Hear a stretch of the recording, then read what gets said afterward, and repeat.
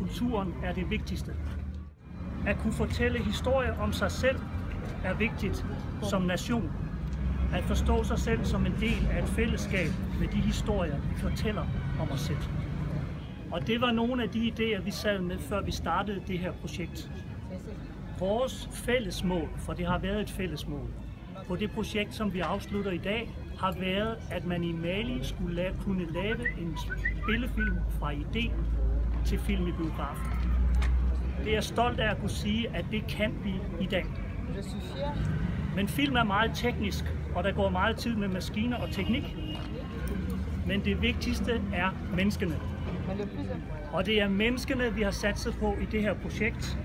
Say, Koli, Soliman og Fadila. Det er jer, vi har investeret i. Ungdom. Det gør vi, fordi I har fortjent det. Fordi I er de bedste i Mali til jeres fag.